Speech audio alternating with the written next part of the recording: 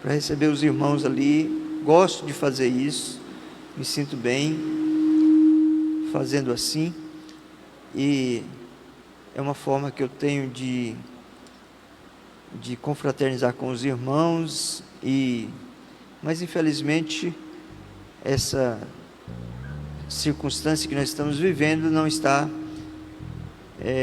nos dando essa oportunidade de fazer isso. Amém, meus irmãos? Mateus capítulo 13, versículo 24, quem encontrou, diga amém. Diz assim a palavra do Senhor: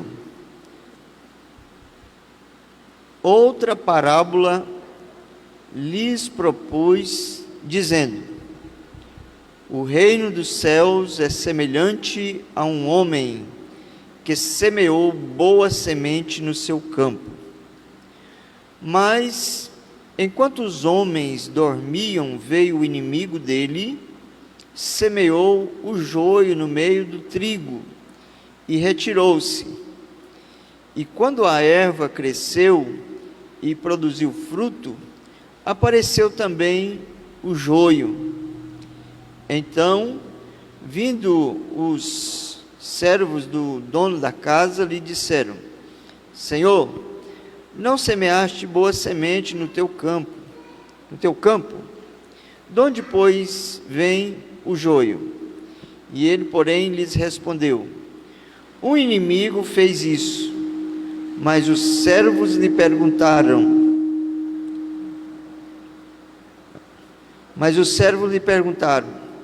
queres que vamos e arranquemos o joio? Não, replicou ele, para que, ao separar o joio, não arranqueis também com ele o trigo. Deixai-os crescer juntos até a colheita.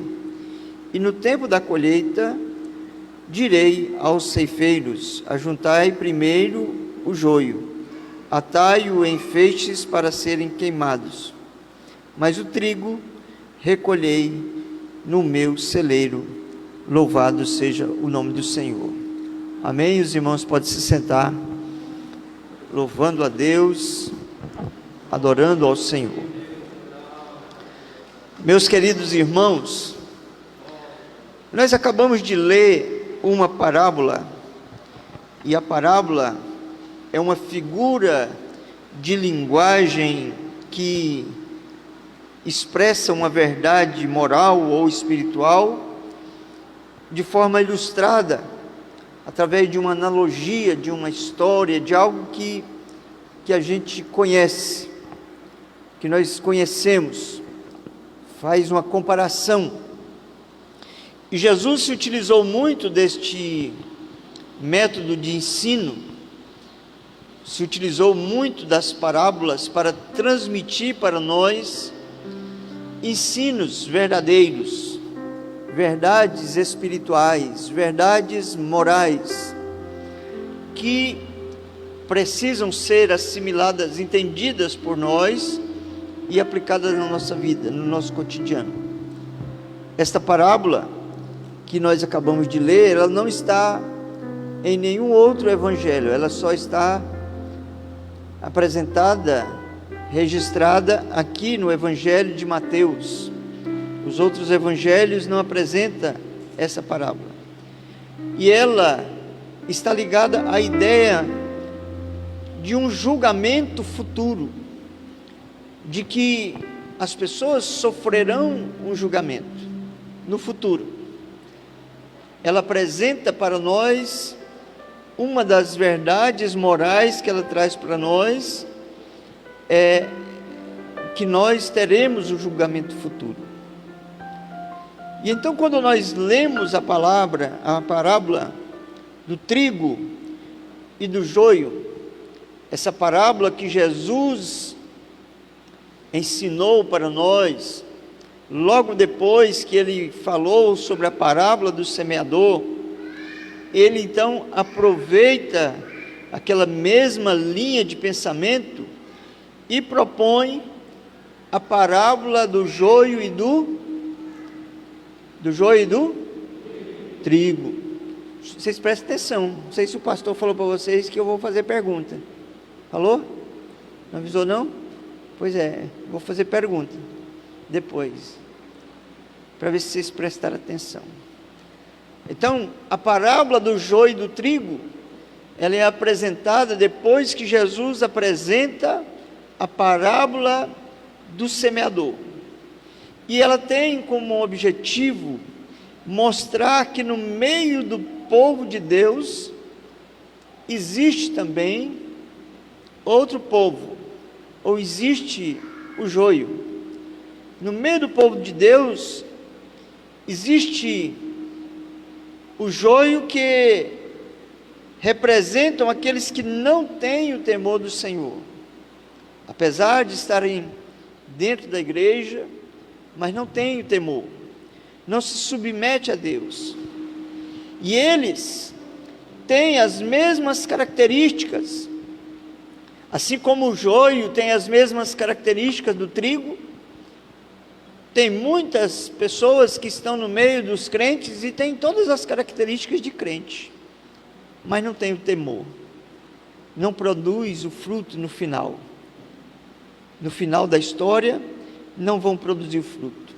Então, tem a mesma característica, são parecidos, só podendo ser distinguidos na época da colheita, ou seja, só podem ser identificados na época da colheita, por causa de uma coisa. Quem sabe o que é? Por causa dos frutos, porque o joio não produz frutos.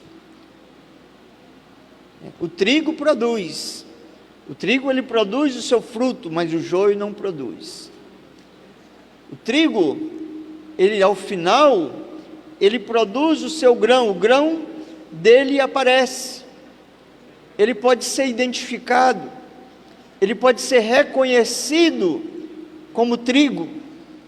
Já o joio cresce junto, as folhas são parecidas, o caule é parecido, cresce, fica da mesma estatura, e você olha antes de produzir o fruto, parece que é também trigo, mas quando chega o tempo da colheita, ele não tem fruto nele, ele não tem fruto.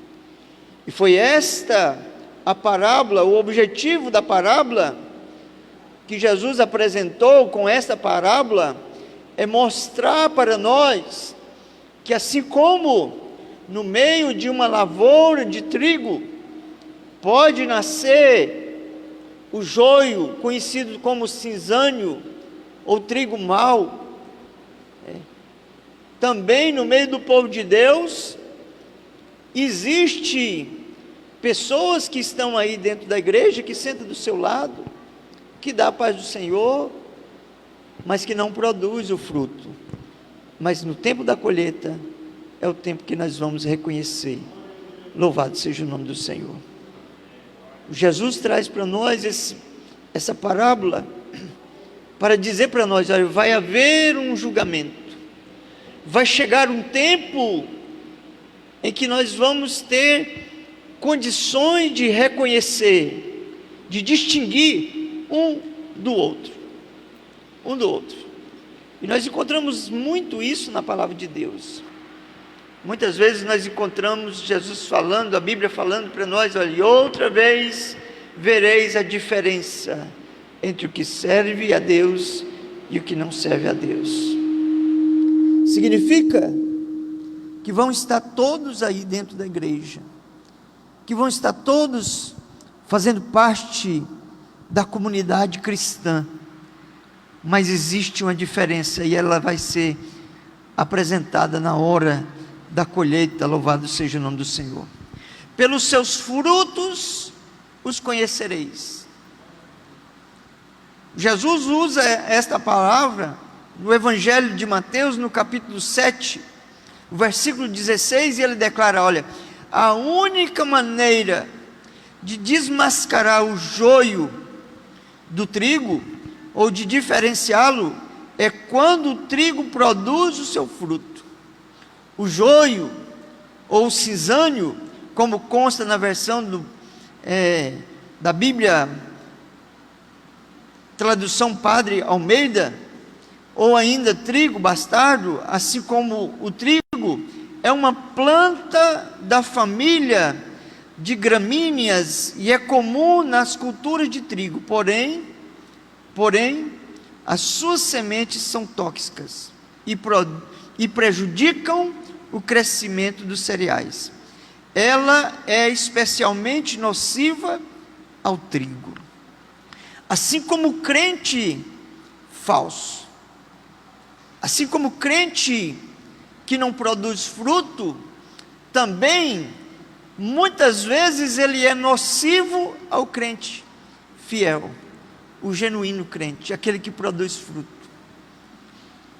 Porque o trigo, o cinzânio, ele fermenta, ele causa fermentação do trigo verdadeiro. Da mesma forma, às vezes, um crente que está dentro da igreja, mas que não produz frutos, ele também fermenta dentro da igreja e causa dano para a igreja, causa dissensões, causa separações, muitos danos. Um crente que não tem temor de Deus pode causar na casa de Deus muitos danos. Muitas pessoas que não produzem esses frutos, mas exercem tem uma capacidade grande de influência e leva muitas pessoas incautas com eles a perderem aquilo de mais precioso na sua vida, que é a sua salvação. E muitas pessoas são aí às vezes arregimentadas dessa maneira. Então, assim como o joio ele prejudica o crescimento dos cereais, especialmente é nocivo ao trigo, também muitos crentes que estão na igreja, que se parece com crente, que se veste como crente, que fala como crente, mas que não tem o temor de Deus, também são nocivos. Porque alguém tem aquela pessoa como um padrão para a sua vida, tem aquela pessoa como alguém que ele possa se espelhar nela, talvez por uma posição social, talvez por um poder aquisitivo melhor, um pouquinho mais. E aí nós vemos então da forma como o joio é nocivo ao trigo, também o crente falso também é nocivo ao crente verdadeiro. Os irmãos estão me entendendo? Vocês estão entendendo, jovens? Vocês estão entendendo? E isso é o que Jesus quer transmitir para nós, né? Nesta palavra, ele fermenta. Aí, lá no profeta Isaías, no livro do profeta Isaías, no capítulo 5, nós encontramos uma palavra que nos adverte a respeito disso e fala: ai dos que ao mal chamam bem e ao bem chamam mal, que fazem das trevas luz e da luz trevas, e fazem do amargo doce e do doce amargo. Nós não estamos aqui hoje, não é para fazer uma analogia da parábola, mas somente para nós utilizar essa parábola que nós aqui acabamos de ler, para nós tratarmos de um assunto que é importante para nós na igreja de Cristo, especialmente na nossa igreja, algo que é pouco falado. Muitas pessoas não falam, muitos pastores deixam de falar essas palavras, porque tem medo de que alguém fique chateado, alguém fique zangado, mas são palavras que nós precisamos transmitir para os irmãos. E essa parábola, nós não fizemos ela aqui a leitura para fazer uma analogia dela, não, mas para utilizar essa parábola para nós tratarmos de introduzir um assunto que nós precisamos tratar nesta noite. O apóstolo São Paulo, quando ele escreveu os Romanos, ele nos recomenda assim, olha: rogo-vos, irmãos, que noteis os que promovem dissensões e escândalo contra a doutrina que aprendeste. Tá? Eu rogo para vocês, irmãos, que vocês notem, quando ele fala, olha, que vocês notem quem? Os que promovem dissensões, escândalo contra a doutrina que vocês aprendeste. Desviai-vos deles. O apóstolo São Paulo fala isso aqui, está lá em Romanos 16 e 17. Romanos 16 e 17. Ele chama nós e fala, olha, eu quero falar uma coisa para vocês, eu quero pedir para vocês. Eu quero que vocês notem. Quando ele fala notar, notar significa sinalizar, marcar, censurar, atentar, ficar atento, observar, refletir. Tá? Eu quero que vocês notem quem? Os que promovem dissensões entre vós, separação, grupos, pessoas que estão promovendo dissensões, que promovem escândalos, que estão promovendo escândalo, fazendo coisas que escandalizam a igreja, coisas que levam as pessoas aí fora a censurar a igreja. Porque às vezes, irmãos, a gente fica numa situação apertada. Ou quem é pastor? Ele tem que cuidar da ovelha, para a ovelha não morrer. Ele tem que cuidar da igreja, do nome da igreja, para que o nome da igreja não seja desmoralizado. Tá? Ele tem que cuidar. Mas na igreja tem pessoas que causam dissensões, que causam escândalos, e o apóstolo São Paulo fala assim, olha, eu rogo para vocês que vocês notem quem são essas pessoas, tá? Que faz isso, contra a doutrina que vocês aprenderam, e desviai-vos deles, fique longe, está na igreja, nós não vamos tirar. A parábola, ela nos ensina isso. Aqueles trabalhadores chegou para Jesus, Jesus, o que nós vamos fazer? Vamos pegar e arrancar esse joio aí? Ele, não, deixa eles aí, eles vão crescer juntos. Se você arrancar ele, você já arrancou uma planta que está perto, plantada de uma outra planta boa, né? Às vezes é um fecho ali de arroz, quando está nascendo, aí nasce uma erva daninha, bem pertinho ali daquele pezinho de arroz que está nascendo, que você vai arrancar, sai o pé de arroz também, né? Sai junto, ali no peloto. Então Jesus, não, deixa aí, ir crescendo aí, vai ficando aí. Vocês só nota, fique longe, fica percebido.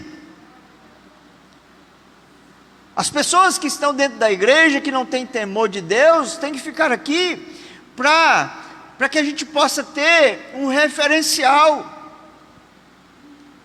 uma referência, do tipo de crente que nós não podemos ser, nem podemos acompanhar. Os irmãos estão me entendendo? Tem que existir, elas estão aí. E Jesus disse, deixa eles aí. Quando chegar o tempo da colheita, aí eu vou mandar os colhedores colher primeiro o trigo, ou colher primeiro o joio, colocar no fogo, queimar, depois recolher o trigo e levar para o meu celeiro. Tá? Eles vão colher um joio, vão amarrar, depois eu vou colocar no meu celeiro. Então veja bem, note quem está promovendo dissensões e escândalos contra a doutrina que vocês aprenderam. A doutrina que nós aprendemos, a doutrina da nossa igreja, a doutrina que quando nós não éramos crentes, a gente achou que era uma boa doutrina, porque se a nossa igreja não tem uma boa doutrina, se nós não zelarmos por isso, de que adianta alguém sair lá do mundo para vir para cá? Chega aqui é tudo do mesmo jeito, não resolve, não tem nenhuma mudança. A doutrina, a boa doutrina, ela produz os bons costumes, e essa boa doutrina é o que nós aprendemos ao longo da nossa vida cristã, e nós colocamos em prática, se nós formos trigo. Quem é joio não tem temor de Deus, e está aí, mas não obedece. Se nós formos trigo, nós vamos colocando em prática a boa doutrina. Os irmãos estão me entendendo? Nós vamos colocando em prática. Então a boa doutrina é isso. E o apóstolo diz, olha, então eu quero que vocês marquem, eu quero que vocês notem, os que promovem dissensões e escândalos contra a doutrina que vocês aprenderam. Contra a doutrina que vocês aprenderam. Desviai-vos deles. Passa longe deles.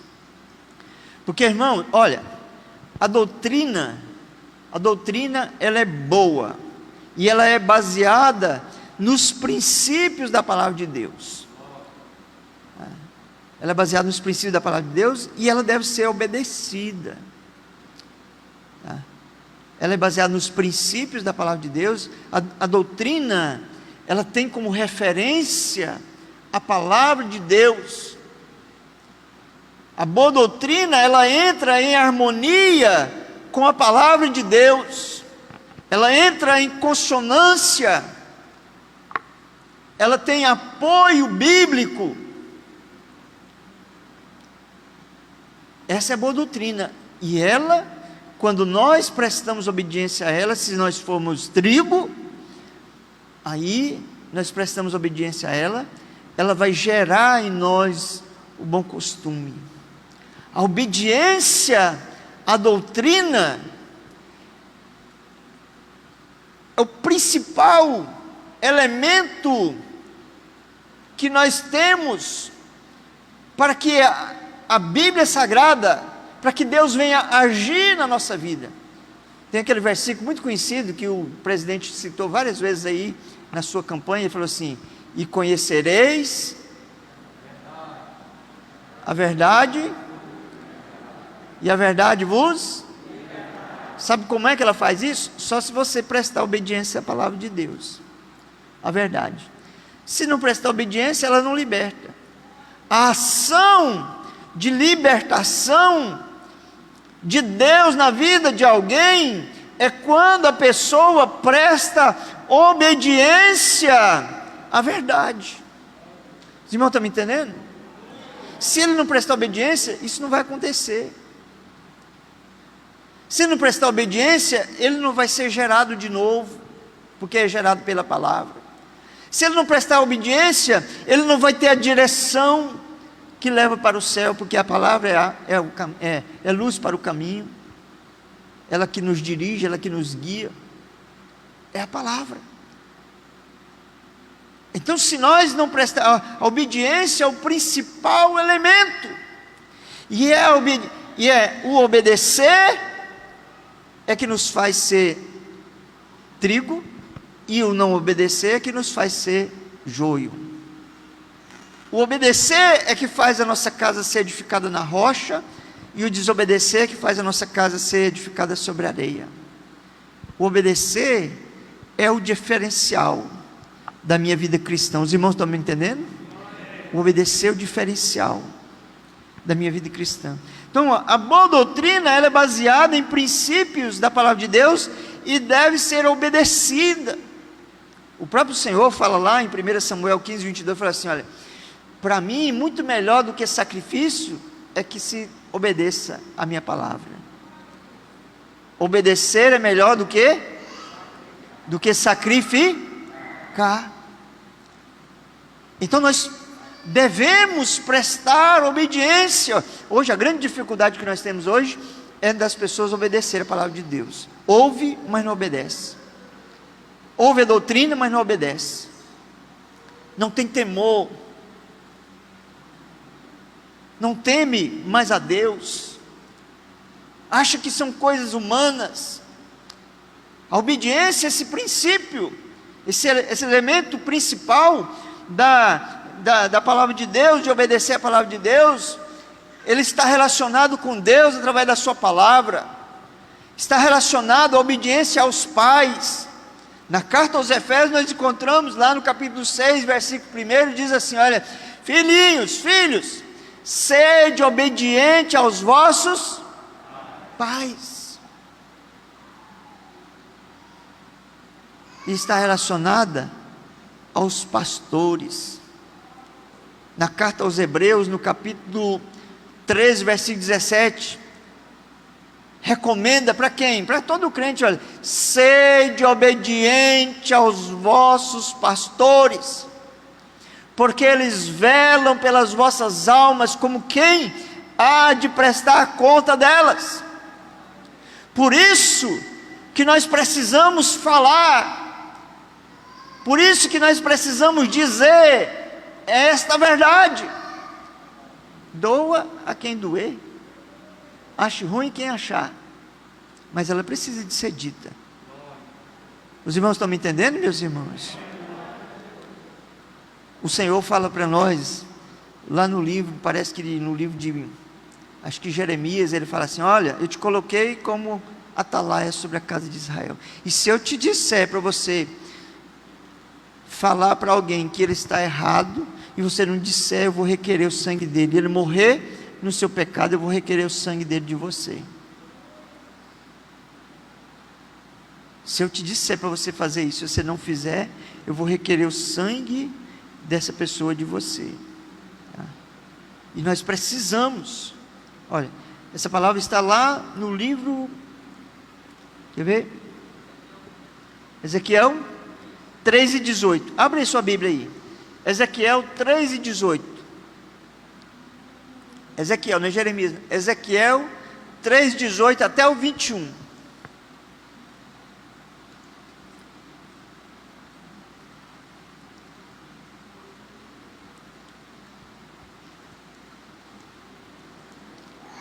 Quem encontrou, diga amém, encontrei. Leia aí, vamos lá. Quem que lê alto aí? Lê alto aí. 3:18.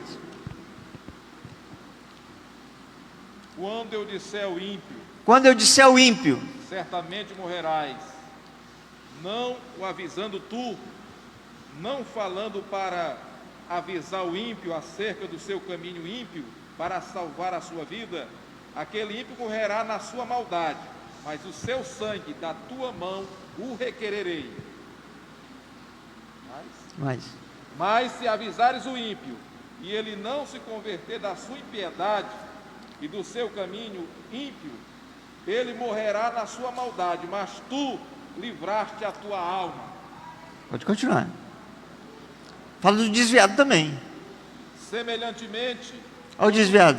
Quando o justo se desviar da sua justiça, esse é o crente que era crente, aí desviou, e fizer maldade, e eu puser diante dele um tropeço, ele morrerá, porque não o avisando tu, no seu pecado morrerá, e suas justiças que praticara não virão em memória, mas o seu sangue da tua mão o requererei. Vai mais.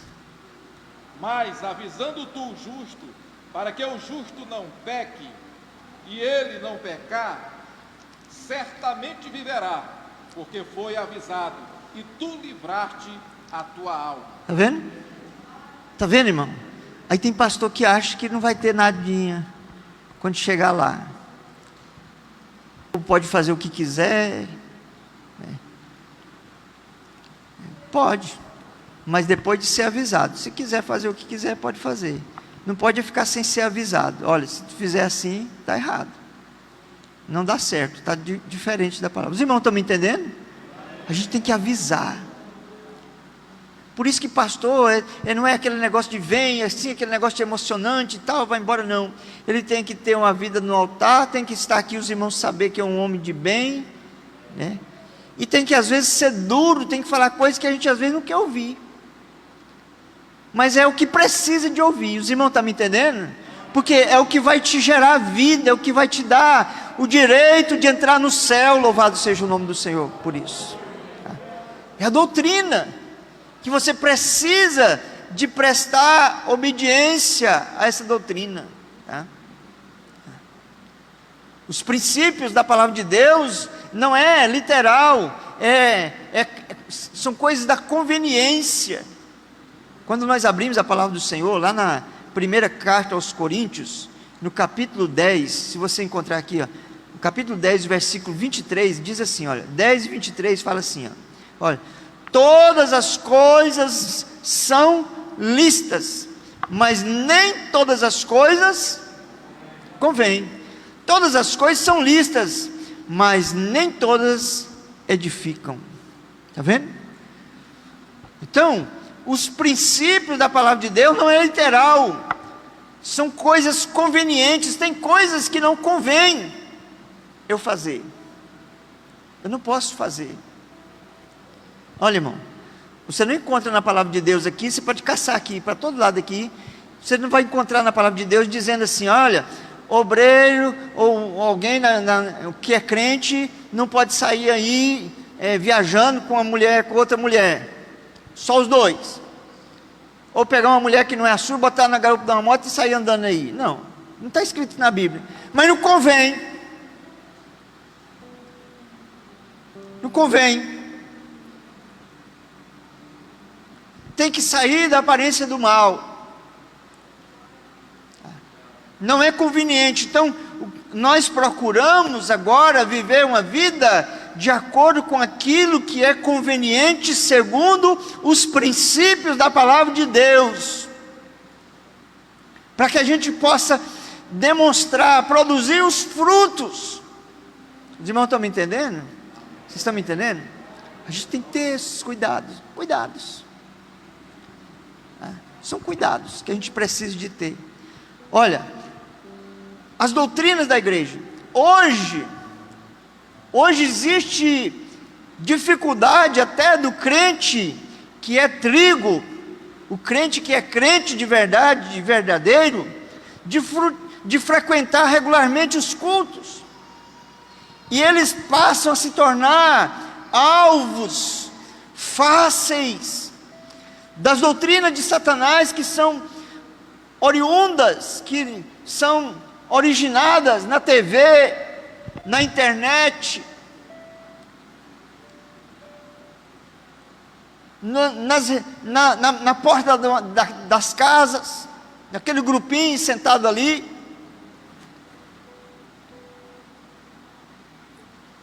Tem muita gente hoje que não está mais andando segundo a Bíblia, está andando aí segundo a cartilha de Satanás, obedecendo tudo que essas outras coisas ensinam.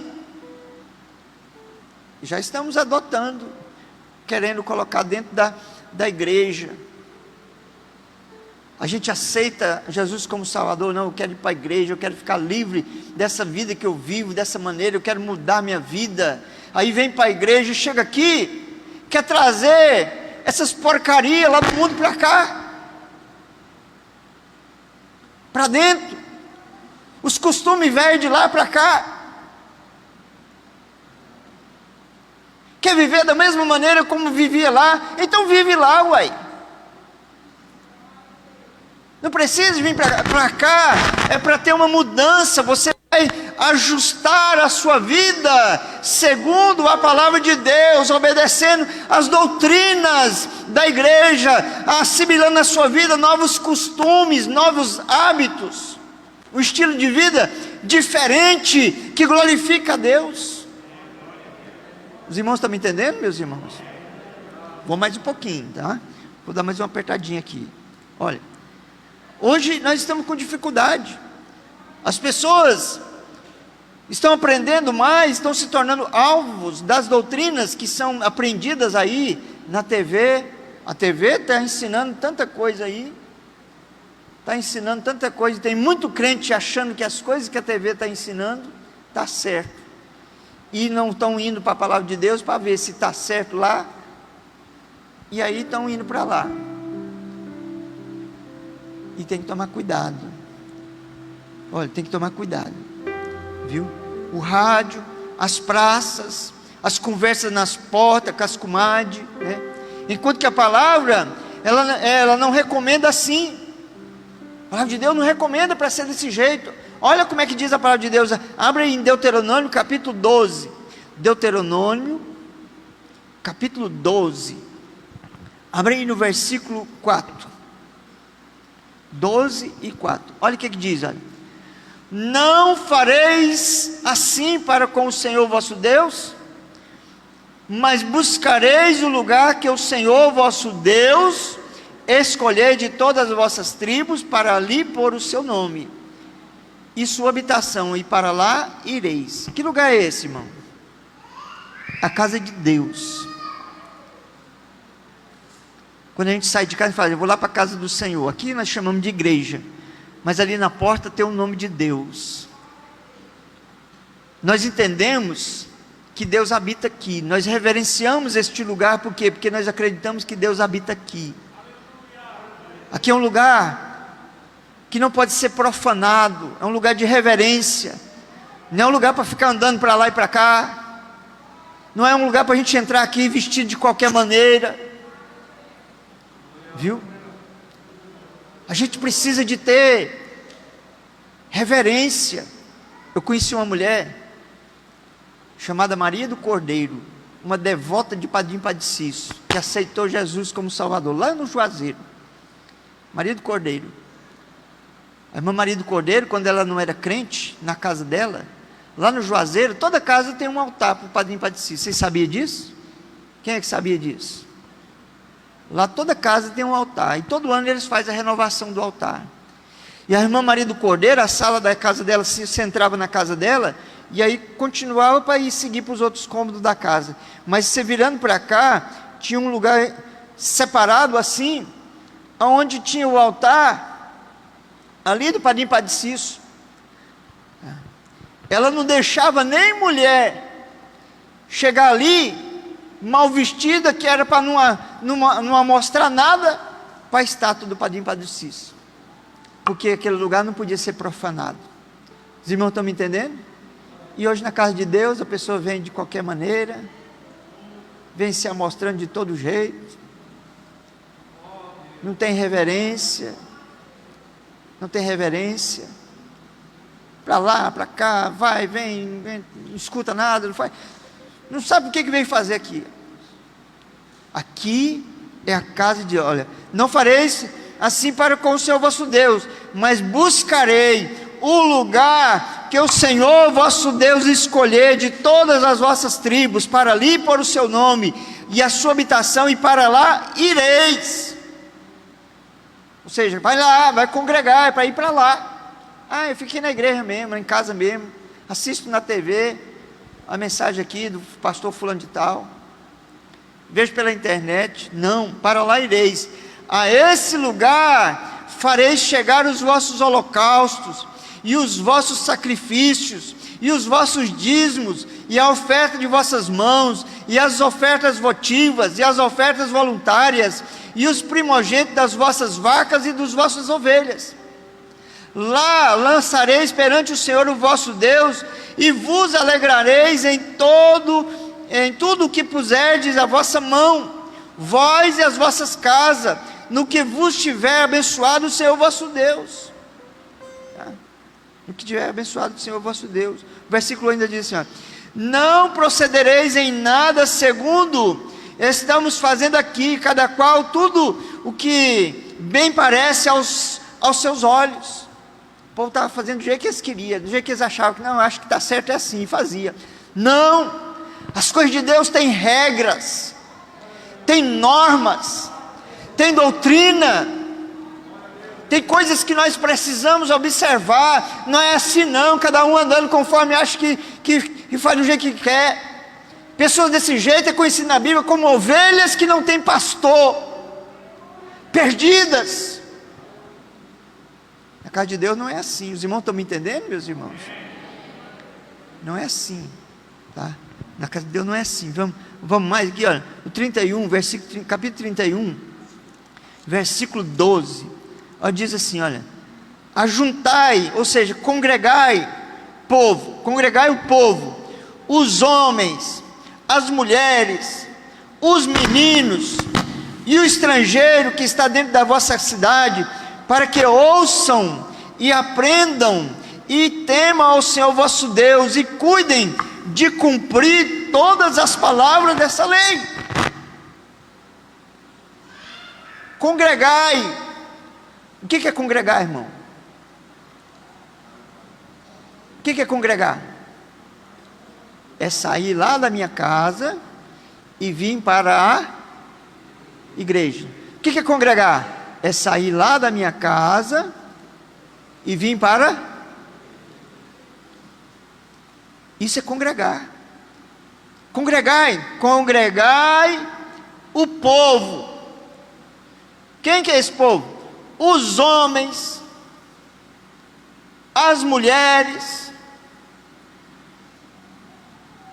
Vou deixar os meninos, está muito pequeno, está dando trabalho demais. Os meninos. Lá em casa tem um visitante. Os estrangeiros que estão dentro da vossa cidade. Para quê? Para que ouçam o que? A palavra. E aprendam. Ouçam e aprendam. E temam ao Senhor vosso Deus. E cuidem em cumprir todas as palavras desta lei. Desta lei. É isso que tem que ser, é assim que tem que ser o crente. Se a gente não ouvir a palavra de Deus, se você não vir, sair lá da sua casa, daqui a pouquinho, isso aqui é igual comida. Se você parar de almoçar, parar de jantar, parar de tomar café, vai parando, não vai, muitos dias você morre. É do mesmo jeito aqui. Se você parar de receber a palavra de Deus, parar de vir para a escola, parar de vir para os cultos de doutrina, ficar só vindo naquele negócio, daquele oba-oba, que não enche barriga de ninguém. Tem que vir comer essa comida aqui, ó, cozinhada. Comida que vai fortalecer. Isso aqui é mesmo que arrancar casca de pereba. Machuca, dói, mas sara. Sara. Se não sair de casa, fazer força para vir, para ouvir a palavra de Deus, para aprender as coisas de Deus e começar a cumprir, não adianta, tá? Tem que fazer isso aí, tá? Então olha, querem viver, tá? Enquanto que a palavra não recomenda assim, né? Ainda em Hebreus 10, 25 fala assim, olha, Hebreus 10, 25 fala assim, e não, como é que é? E não deixemos de congregar, como é costume de alguns. Engraçado, quando a Bíblia fala isso aqui, eu fico lembrando de alguns. Eu lembro de uns assim, que é acostumado, não vem, né? É crente, mas não vem para a igreja. Diz que é crente, mas não vem para a igreja. Não deixemos de congregar, como é costume de alguns. Antes, fazei ademoestações. O que é demonstrações? É motivações. Tanto quanto que se aproxima o dia da vinda do Senhor, louvado seja Deus. Moço, vamos congregar, que Jesus está voltando. Bora para a igreja. Vamos para a igreja. Jesus está voltando.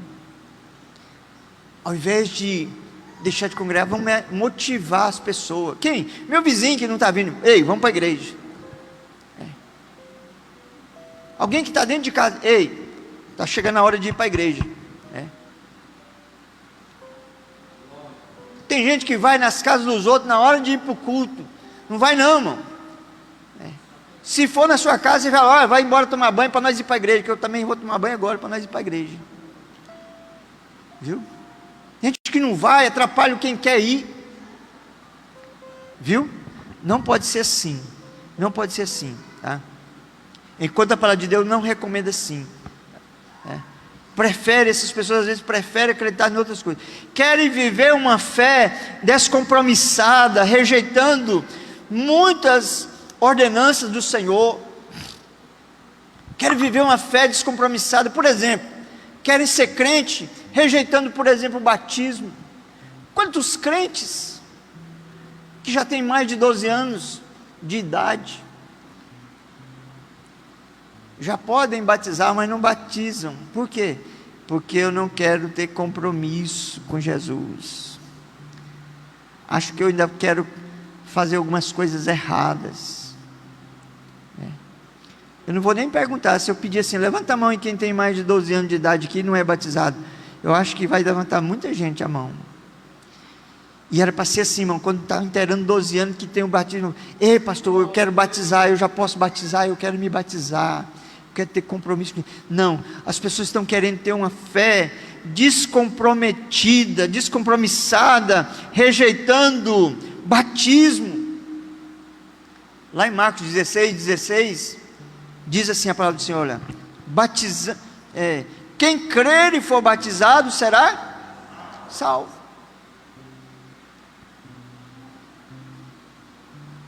Quer dizer que o batismo é uma condição para a pessoa ser salva?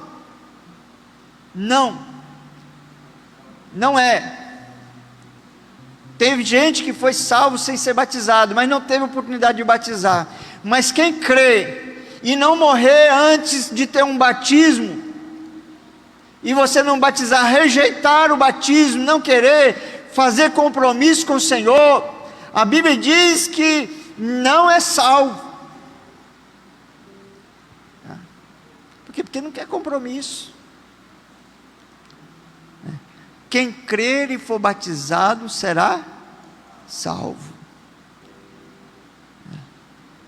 Não querem, olha, não querem compromisso, não querem compromisso com o batismo, tornam a Santa Ceia como um cerimonial vil, sem valor.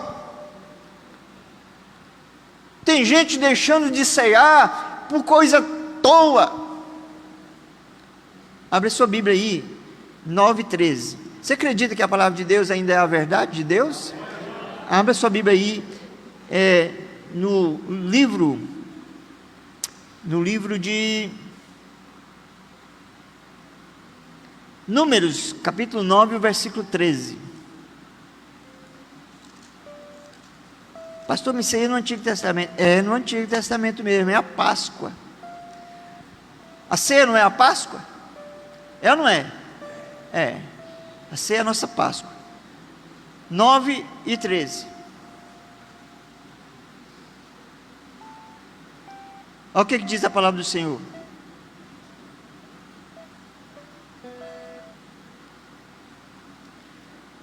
Desde o versículo 11, olha o que diz o 11. No mês segundo, no dia 14, no crepúsculo da tarde, a celebrarão com pães asmos e ervas amargas, e a comerão.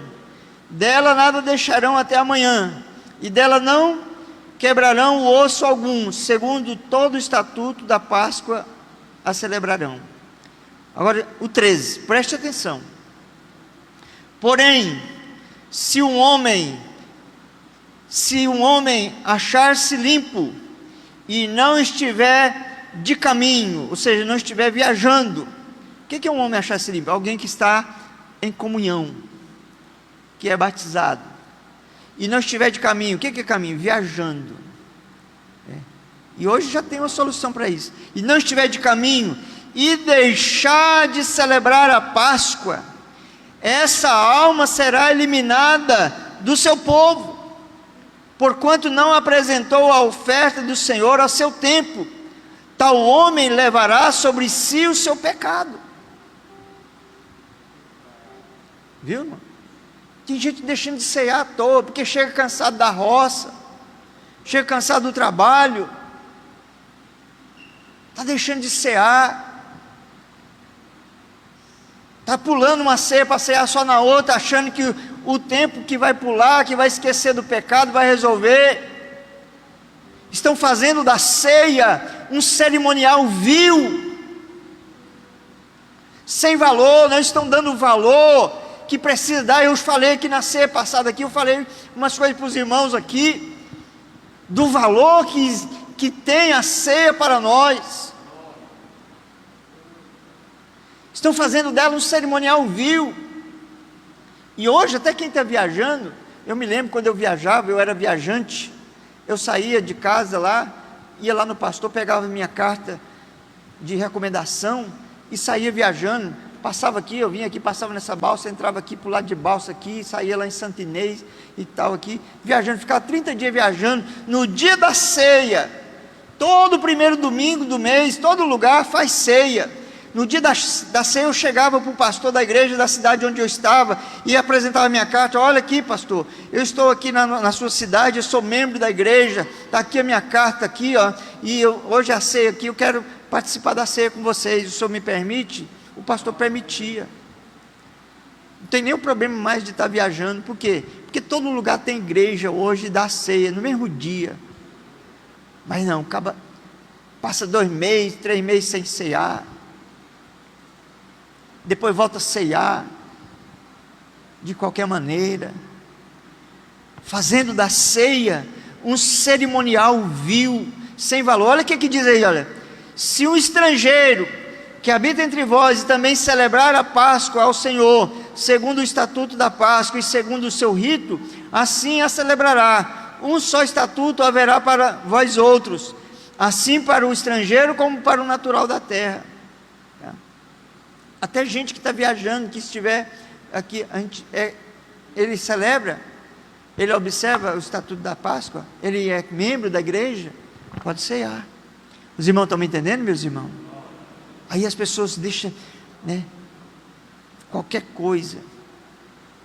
A gente não vem para a igreja, irmão, ceiar, é se a gente estiver doente, está no hospital, internado, ou está morrendo.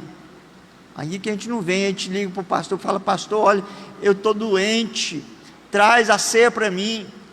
Tem gente que não vem à toa. E aí, tem que levar a ceia. Irmão, estão me entendendo?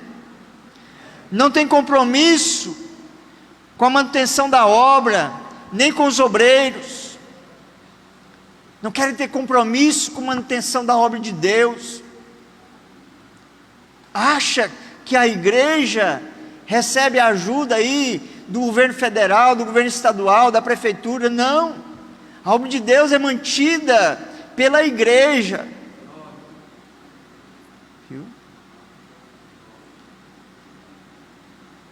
Somos nós que fazemos, as nossas ofertas, as nossas contribuições é que fazem isso.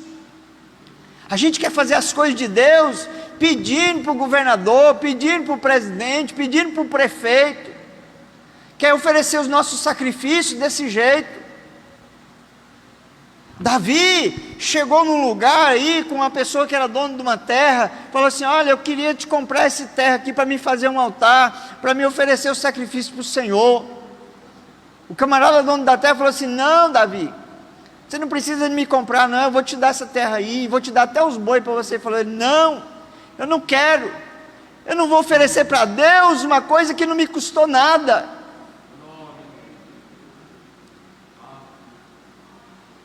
A gente quer fazer as coisas, mas não, se for para sair de nós, né? Não estamos tendo compromisso com a manutenção da obra de Deus, nem com os obreiros. Quando fala manutenção, envolve os obreiros. Nós encontramos na palavra de Deus no livro de Neemias, capítulo 13, versículo 10, os obreiros, eles não receberam quinhão com os seus irmãos. O Senhor, quando passou aquele povo para dentro de Canaã, Ele deu herança para todas as tribos, mas para os levitas ele não deu. Ele falou assim: os meus dízimos é a sua herança. Os seus irmãos eu vou dar aí fazenda, eu vou dar gado, vou dar empresa. Eles vão trazer a 10ª parte para mim aqui, e eu vou dar isso para vocês. Mas eles, ao fechar a mão, esses levitas tiveram que voltar para a roça, trabalhar de escravo para os seus irmãos. Está aí, ó, está lá, Neemias 13, 10 a 12. Se você ler, você vai ver.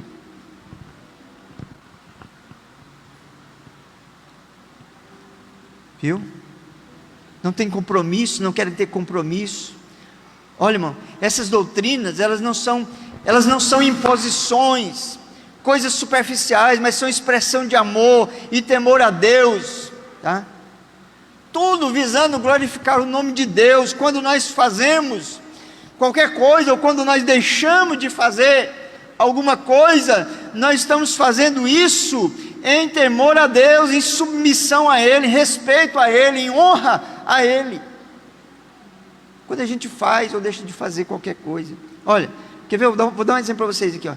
Quando um homem, olha, os costumes aqui, vou começar a mexer em costume agora. Quando um homem, quando ele corta o seu cabelo, o homem, ele faz isso por temor a Deus, por submissão, respeito. É uma recomendação do Senhor. Se você abre sua Bíblia em Ezequiel 44 e 20, o que diz aí? 44 e 20. Mas pastor, o Senhor está preocupado com você? Está. Isso é doutrina da Assembleia de Deus? É da Assembleia de Deus, mas ela está obedecendo princípios da palavra de Deus. Mas na igreja fulano de tal, lá os homens ficam de qualquer maneira, faz rabo de cavalo, não tem problema, os pastores de lá é que vão dar conta desses crentes lá, eu não quero nem saber deles lá, eu quero saber dos que estão congregando aqui, que vieram para cá, que aceitaram essa doutrina dessa igreja aqui. Os irmãos estão me entendendo? O que diz aí? O que diz aí? Pode ler. E a cabeça não raparão, e nem deixarão crescer o cabelo, antes, como convém, tosquearão a sua cabeça. Está vendo? A conveniência entrando aí, ó. A sua cabeça vocês não vão rapar. Crente não é para ir aí no barbeiro, chegar lá assim: ei barbeiro, tem algum aqui? Ali, né? Chega aí, chega. Pega a maquininha aí, barbeiro, põe no 0 aí. Aí o barbeiro pega lá no 0 e fica só o casco. E as suas cabeças não raparão, e nem deixarão o cabelo crescido. Antes, como que? Convém, a conveniência aí, tá vendo? Tosquearão. Ó, esse cortezinho aqui, ó, americano, ó. Americano. Entendeu mesmo? O crente tem um padrão. Eu me lembro quando eu aceitei Jesus como Salvador, eu sentei assim, pelo lado esquerdo da igreja, do lado dos homens. Naquele tempo tinha o lado dos homens e o lado das mulheres. E no meio ficavam os jovens. Era assim, naquele tempo. Quem é desse tempo aí? Ou não, tudo misturado. Pastor, para que isso? É para não ficar fazendo coisa que não pode fazer dentro da igreja. Por que os homens são separados das mulheres? Não tem nada. O que tem, pastor? Não, quando você vai entrar, tem uma vaga aqui nesse lugar aqui. Aí tem uma mulher sentada aqui. Não é nem a sua mulher, mas você quer sentar lá. Aí você vai esfregando aqui nela, para sentar no lugar aqui. Por isso que as mulheres são separadas dos homens. Hoje não, está tudo misturado. As mulheres vieram para o lado dos homens, os homens foram para o lado das mulheres, e virou aquela coisa, né? Mas antigamente não era assim. E tinha por quê? Por quê? Por causa disso. Para a gente não ficar esfregando assim nas pernas um dos outros aí, de gente que não é nem parente da gente. Os irmãos estão me entendendo? Viu? Na igreja, por isso que na igreja tem reverência, por causa disso. O povo antigo não estava errado não, estava certo. Não é certo não, eu quero sentar num lugar ali que está vaga ali, e tem um monte de mulher aqui, eu tenho que ficar esfregando as minhas pernas nas pernas delas aqui, até chegar no lugar que eu quero sentar. Se o cara esfregar nas pernas da minha mulher, eu não acho bom não. E eu sei que se eu esfregar nas pernas da mulher de alguém também, o camarada não vai achar bom. Por isso que a gente tem essas coisas na igreja, as coisas de Deus é organizado. Os irmãos estão me entendendo, meus irmãos? Isso é doutrina, isso é costume que a gente tem, por conveniência, e nós começamos a fazer isso. Vocês estão me entendendo, jovens? Vocês estão entendendo? Pastor, hoje o negócio vai pegar, hein? Eu estava precisando de parar, mas aquele relógio está adiantado, né, pastor Regina? Ele está além do tempo. Vamos mais aqui. Olha, o crente ele deve evitar os extremos. São um sinal de luto, né? São práticas lá do povo lá fora. A mulher, né? Olha, o cabelo do homem. Eu estava falando a história para vocês de quando eu era crente, né? Que eu sentei do lado dos homens, do lado de cá, né? E eu não terminei a história. O homem, eu aceitei Jesus e fiquei quase uns 30 dias sentando assim do lado dos homens lá. Todo dia indo para a igreja, feliz da vida, porque tinha aceitado Jesus como Salvador, muito alegre. Só que quando eu aceitei Jesus como Salvador, eu era do PT, barbudo, tinha uma barbona. Depois, se vocês quiserem, eu vou mostrar uma foto minha, quando eu era barbudo. Vou postar uma amanhã no Instagram, para vocês verem como é que eu era. Depois eu vou tirar, quem quiser ver, vai ver logo, e eu tiro logo, viu? Como eu era barbudo. E eu fiquei lá sentado, uns 30 dias, mas teve um dia que o pastor estava ensinando lá, e ele nunca tocou nesse assunto, nunca falou comigo, nem nada, mas enquanto ele estava ensinando, o Espírito Santo estava mexendo comigo aqui, e foi fazendo eu olhar no rosto dos irmãos assim, eu fui olhando no rosto de todo homem, eu não vi um homem barbudo dentro da igreja, tudo da barba bem feitinha, tudo rapadinha, bem arrumadinho, não é igual hoje, que hoje está tudo ficando barbudo de novo, tudo PT. Mas naquele dia que eu fiquei olhando, quando eu olhei ali, eu fiquei envergonhado. O Espírito Santo colocou um sentimento de vergonha dentro de mim, que eu custei esperar o culto terminar para mim ir embora e chegar lá em casa de noite para mim dormir e fazer minha barba. E nunca mais eu fiquei barbudo, nunca mais, já tem mais de 20 anos, nunca mais. Porque nós temos costumes na igreja, e quando nós aceitamos Jesus e viemos para cá, nós falamos assim, olha, eu estou de acordo com isso aqui, vou viver obedecendo isso aqui, porque está respaldado com princípios da palavra de Deus. Aí vem para cá, quer fazer diferente, quer ficar do jeito que era para lá, quer trazer modismo para cá. Não é assim, irmão. A nossa moda é a moda do céu, tá? As mulheres, olha, as mulheres, quando está falando aqui do homem, aqui negócio do cabelo, olha, quando o homem faz por temor. O crente deve evitar os extremos, né? São práticas comuns das pessoas lá do mundo, pagãos, né? Mas vão sofrer o juízo de Deus. Deus vai exercer o juízo para eles, e é vergonhoso. Quer ver? Abre sua Bíblia em 1 Coríntios 11, 14, primeira carta aos Coríntios 11, 14. Primeira carta aos Coríntios 11, 14, diz assim, olha, vou ler desde o 13, julgai entre vós mesmos, é próprio que a mulher ore a Deus sem trazer o véu? Ou não vos ensina a própria natureza? A própria natureza é algo natural, que quando a gente vê, naturalmente a gente já sabe que aquilo é daquele jeito. Ou não vos ensina a própria natureza, que é desonroso para o homem usar cabelo crescido ou comprido. Mas na igreja fulano de tal lá, o cara usa rabo, usa cabelo crescido. Tem até uns pastores que tem o cabelinho crescido assim, né? Deixa o cabelo crescer um rabinho assim, ó. Eu deixei já, quando eu era rapaz, naquele tempo do Chitãozinho Chororó, eu cortei aqui assim e deixei aquele rabo assim, né? Fiquei todo pancoso assim, ficava sacudindo assim o rabo. Não. É desonroso para o homem ter cabelo crescido, né? Agora o 15, olha o que diz o 15: e que se tratando da mulher, é para ela uma glória, pois o cabelo lhe foi dado como lugar de mantilha, né? Para a mulher é honroso, para a mulher já é honroso, a mulher tem que ter o cabelo comprido, crescido. Os irmãos estão me entendendo? Vocês me entenderam, minhas irmãs? Tá?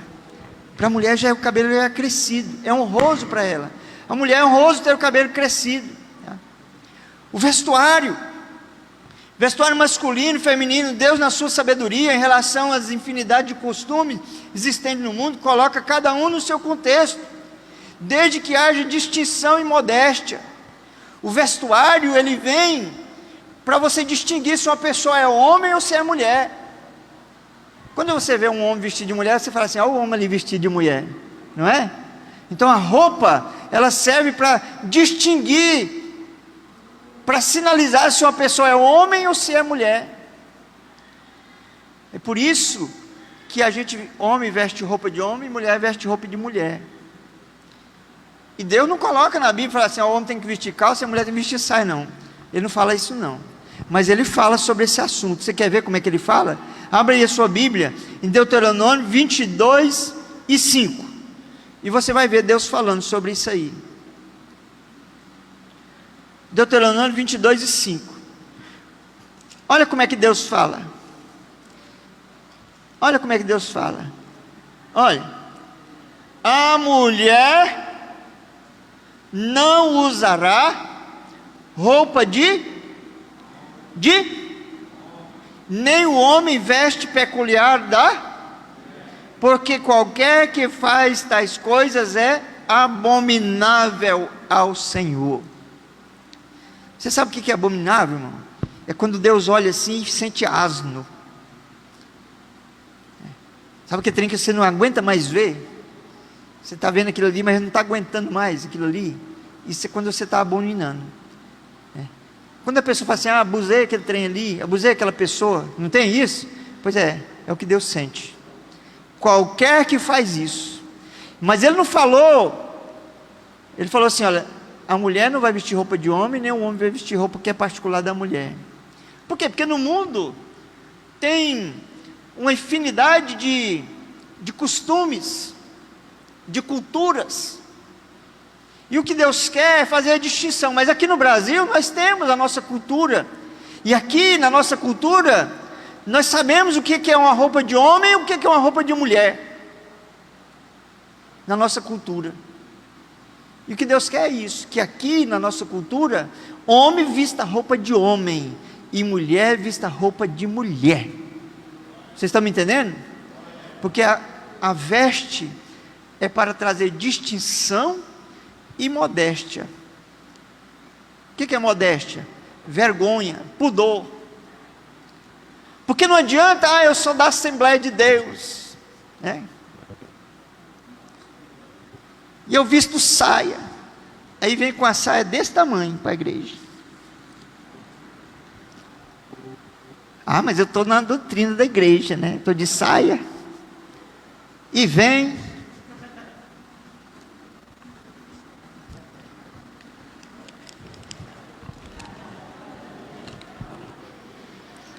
Não pode nem espirrar. Se espirrar,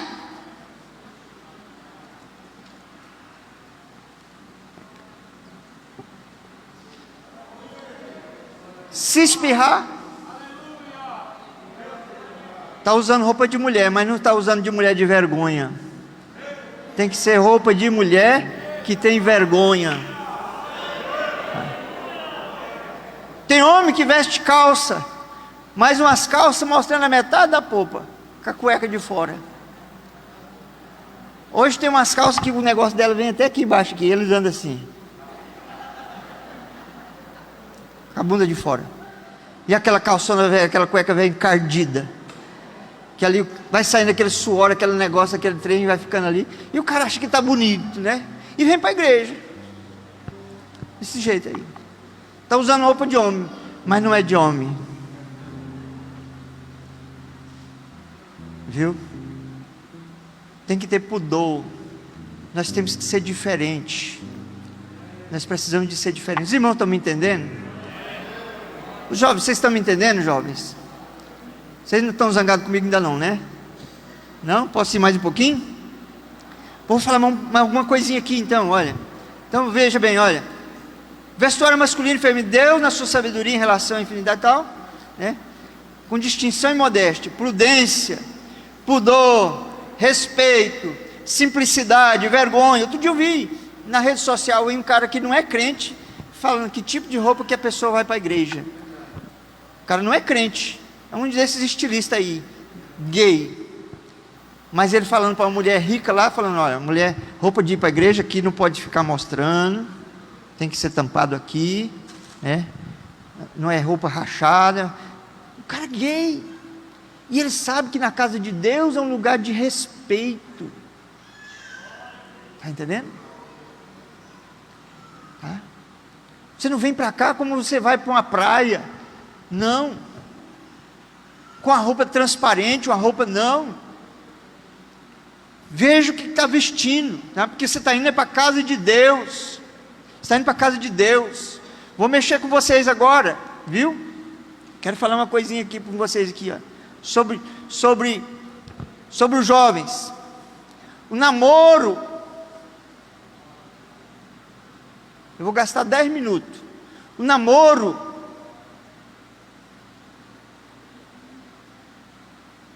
A Bíblia nos fala, lá na carta aos Coríntios, a segunda carta, no capítulo 6, versículo 14, assim, ó, não vos ponhais em um jugo desigual com os incrédulos. O que é um jugo, né, desigual? O que é um jugo desigual? A gente precisa de entender o que é isso aí. Quando a Bíblia fala jugo, quer ver? Abre aí sua Bíblia aí. Segunda carta aos Coríntios, capítulo 6, versículo 14. Não vos ponhais em um jugo desigual com os incrédulos, porque que sociedade pode haver entre justiça e iniquidade? Ou que comunhão com a luz das trevas? Que harmonia entre Cristo e o maligno? Ou que união do crente com o incrédulo? Que ligação há entre Satanás e Deus e os ídolos? Tá? Então quando ele fala, não vos ponhais em um jugo desigual com os incrédulos. Essa proibição, ela está relacionada aos relacionamentos conjugais, aos relacionamentos comerciais, sociedade. Uma pessoa que é crente, ser sócio de uma pessoa que não é crente. Ou seja, quando existe sociedade onde vai ter decisões a ser tomada, quem é infiel, quem não é crente, não tem a palavra de Deus como padrão para suas decisões. E às vezes o crente tem que participar da decisão do outro e aceitar. Não é só do namoro, mas o jugo desigual é quando um crente namora com uma pessoa descrente. Para nós entender isso, irmão, é fácil para você entender. É muito fácil de a gente entender isso aí. Quando a gente fala de jugo, você sabe o que é jugo? Quem sabe o que é jugo? Alguém sabe? Ninguém sabe. Jugo é aquela canga que a gente atrela boi. Aquele negócio que põe no pescoço do boi assim, ó. Quem é fazendeiro sabe. Tem que pôr aqui no boi aqui, aí põe no outro boi. E aí aqueles dois boi, eles andam, até os passos deles é igual, né? Põe força igual e tudo. Porque eles são igual. Geralmente pega ali dois bezerrinhos, né, que nasceu mais ou menos na mesma época, vai cuidando deles, amansando eles, e aí quando ele vai crescendo, vai amansando eles na canga, pondo força neles, e eles vão ficando fortes. Aí, naquele tempo que não tinha trator, não tinha nada, eram esses bois que resolviam as coisas nas fazendas, puxava tora lá de dentro dos matos, arrancava coisas de dentro dos brejos, aquelas coisas. Era aqueles bois, eles eram fortes, eles subiam na subida assim, ó. São 2 boi.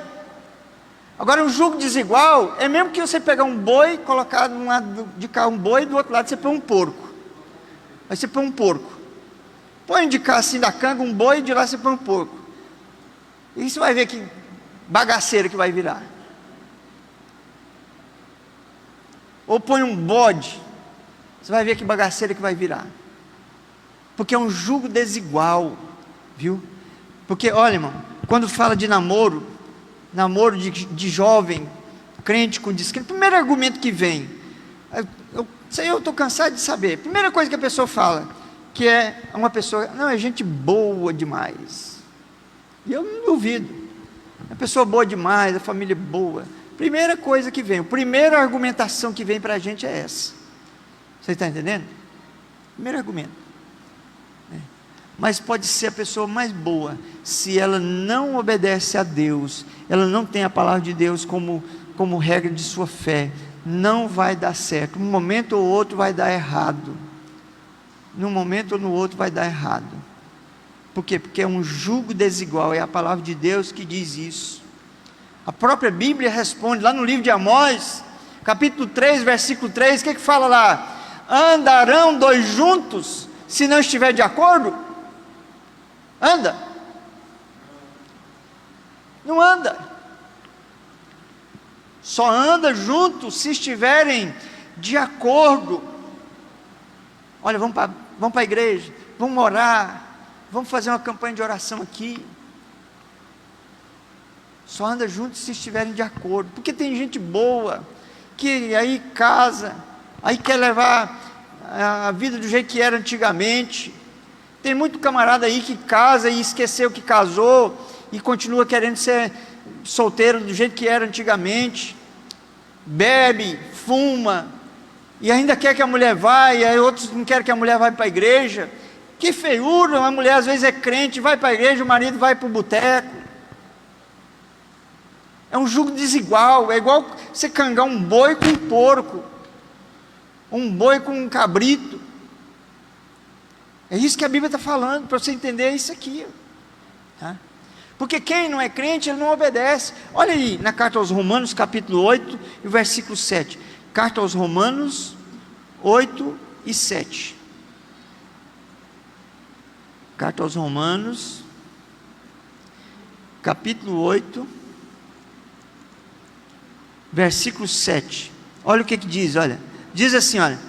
Por isso o penhor da carne é a inimizade contra Deus, pois não está sujeito à lei de Deus, nem mesmo pode estar. Portanto, os que estão na carne não podem agradar a Deus. Quem não é crente não está procurando agradar a Deus, quer viver a vida dele. Pode ser pessoa gente boa, tanto que for. E o resultado disso, irmãos, é muito conhecido. Lá em Deuteronômio, nós vamos encontrar no capítulo 7, e eu vou finalizar com essa palavra aqui. Deuteronômio capítulo 7, eu vou mostrar para você o resultado disso aí. 7, capítulo 7, versículo 2, a parte B para frente diz assim, olha,